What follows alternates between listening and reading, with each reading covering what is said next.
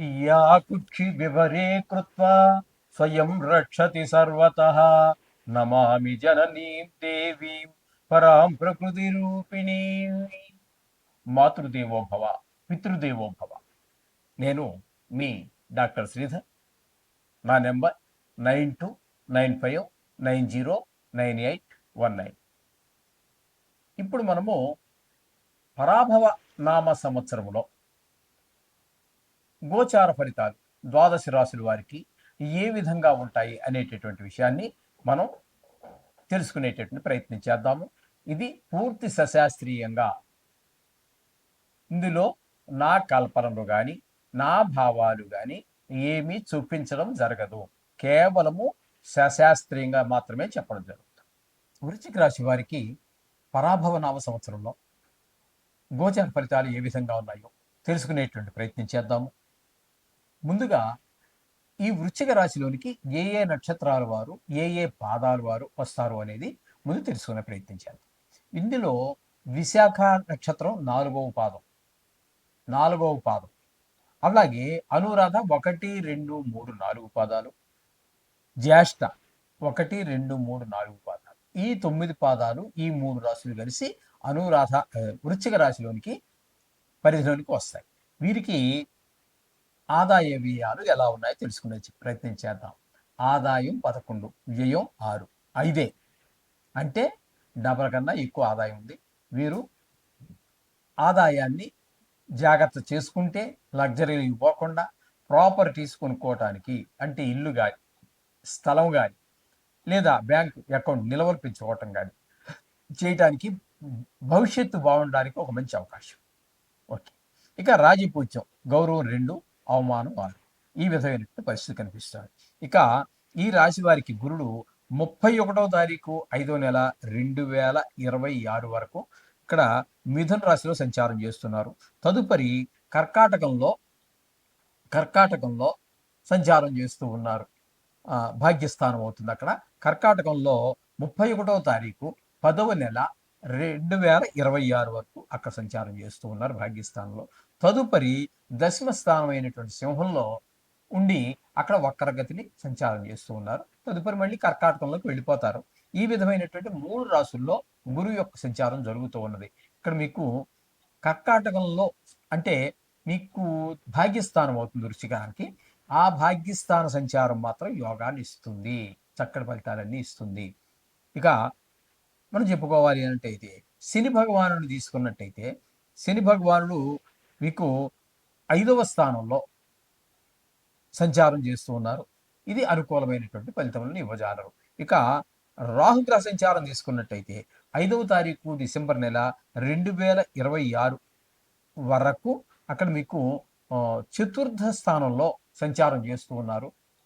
తదుపరి సంక్రమణం చెంది ఆయన మకరంలో ప్రవేశిస్తున్నారు. సంవత్సరాంతం వరకు ఉంటారు అక్కడ. అది 3వ స్థానం అవుతుంది కాబట్టి గోచార రీత్యా తృతీయ స్థానంలో రాహుగ్రహ సంచారం చాలా శుభప్రదమైనటువంటి ఫలితాలు ఇస్తుంది. అంటే పాక్షికంగా, అంటే డిసెంబర్ అంటే ఇంకా తర్వాత ఏముందంటే ఒక 3 నెలలు 4 నెలల పాటు మాత్రమే మనకి సంవత్సరం అంతా ఉంటుంది కాబట్టి తక్కువ కాలమే యోగదాయకంగా ఉంటుంది. ఇక కేతుగ్రహ సంచారం కనుక మనం తీసుకున్నట్టయితే ఇక్కడ దశమ స్థానంలో కొంతకాలం ఉండి తదుపరి భాగ్యస్థానంలో సంచారం చేస్తుంది. 2 స్థానాలలోనూ కూడా కేతుగ్రహ సంచారము శుభ ఫలితములను ఇవ్వజాలం అంచేత ఈ విధమైనటువంటి గ్రహస్థితి కనబడుతుంది. మొత్తంగా కనుక మనం తీసుకున్నట్టయితే ఈ రాశి వారికి గురువు కొంతవరకు అనుకూలము, రాహు కొంతవరకు అనుకూలము, ఈ విధమైనటువంటి పరిస్థితి ఈ రాశి వారికి అన్ని విధాలుగా కూడా యోగదాయకంగా ఉండేటువంటి పరిస్థితి కనిపిస్తోంది. ఇంకా 2-3 రకాలుగా ధనాదాయం చేతికి వచ్చేటటువంటి అవకాశం కూడా ఉన్నదండి వీరికి. స్థిరాస్తిని అభివృద్ధి చేసుకోవచ్చు. అలాగే కొంతమంది నూతన వ్యక్తులు, అధికారులు, వారితోటి మనకి చాలా లాభాలన్నీ కూడా ఉంటూ ఉంటాయి. గౌరవ మర్యాదలకు ఏమీ లోటు ఉండదు. సంతానం అభివృద్ధిలోకి వస్తూ ఉంటుంది. కుటుంబ సౌఖ్యం ఉంటుంది. వాహనం యోగం ఉంటుంది. గృహ ప్రాప్తి ఉంటుంది. లేదా కొత్తగా ఆల్రెడీ మనకు గృహ ప్రాప్తం ఉంటే కూడా, ఒక ఇల్లు ఉంటే కూడా మరొక ఇంటి కట్టడానికి, నిర్మాణం చేసుకోవడానికి ప్రయత్నాలు కూడా చేస్తూ ఉంటాము. ఈ విధమైనటువంటి కోర్టు వ్యవహారాలు ఎవరైనా ఉన్నట్టయితే వాటిలో కూడా విజయం లభిస్తూ ఉంటుంది. ఈ విధమైన ఫలితాలన్నీ కూడా మనకు వృశ్చిక రాశి వారికి గోచరిస్తూ ఉన్నాయి.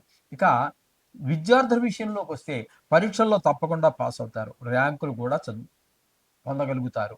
అలాగే ఉన్నత విద్యలు కూడా చదవగలుగుతారు. రీసెర్చ్ చేయడానికి విదేశాలకు వెళ్ళే అవకాశం కూడా కనిపిస్తూ ఉన్నది ఇక్కడ. ఇక ఉద్యోగస్తులు కనుక మనం తీసుకున్నట్టయితే వీళ్ళకి ట్రాన్స్ఫర్లు, ప్రమోషన్లు కూడా వచ్చేటువంటి అవకాశం స్పష్టంగా గోచరిస్తోంది. తాత్కాలికంగా పనిచేసే వారికి, అంటే టెంపరరీగా జాబ్ చేస్తూ ఉంటారే, వాళ్ళకి ప్రభుత్వం వాళ్ళకి పర్మనెంట్ చేసే అవకాశం ఉంటుంది. లేదా పెద్ద పెద్ద కంపెనీలు కానివ్వండి, ప్రభుత్వం కానివ్వండి, ఇంతకాలంగా చేస్తున్న వాళ్ళకి, కొంత కాలంగా చేస్తున్న వాళ్ళకి ఏదో వాళ్ళ పరిధులు వాళ్ళకు ఉంటాయి. వాళ్ళని స్థిరం ఎప్పుడు ఇంకా అక్కడ పర్మనెంట్గా స్థిరంగా ఉండేటటువంటి అవకాశం కల్పిస్తూ రెగ్యులర్ స్కేల్, అంటే జీతం పర్మనెంట్గా ఉండే వాళ్ళకి ఏ జీతం వస్తుందో గవర్నమెంట్ ప్రకారం ఆ విధంగా వచ్చే అవకాశం కూడా కనిపిస్తూ ఉన్నది ఇక్కడ ఉద్యోగస్తులకి. వ్యవసాయదారులకి పంటలు బాగా పండుతాయి, పండ్ల తోటలు అన్ని బాగా ఉంటాయి, మెట్ట పంటల వారికి కూడా లాభాలు వస్తాయి. మొత్తంగా చెప్పాలి అన్నట్టయితే ఎవ్వరు, అది మెట్ట పంట కావచ్చు, పండ్ల వెట్ట కావచ్చు, ఏదైనా ఎక్కడైనా సరే అన్ని పంటలు వ్యవసాయదారులకు అనుకూలంగా ఉంటాయి.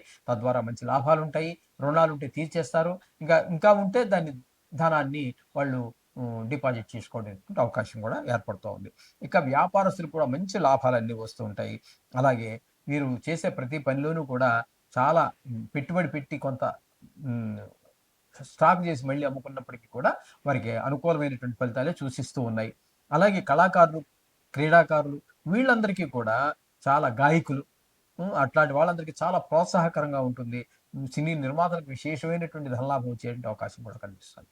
కాంట్రాక్టర్లకైతే పనులన్నీ కూడా చురుగ్గా చేయడం ద్వారా మంచి పేరు ప్రఖ్యాతులు వస్తాయి, ధనం మిగులుతుంది, బాగా మిగులు చాలా ఎక్కువ కనిపిస్తూ ఉంటుంది ఎప్పటికంటే కూడా. బిల్లులన్నీ సకాలంలో గవర్నమెంట్ రిలీజ్ చేయడం ద్వారా వారు ఆ రుణాలు ఏవైతే తీసుకుని ఉన్నారో ఆ రుణాలు తీర్చేయటం, ఆ ధనాన్ని ఆదాయం చేసుకోవటం, మంచి ఆర్థికాభివృద్ధి స్పష్టంగా గోచరిస్తూ ఉన్నది కాంట్రాక్టర్లకి.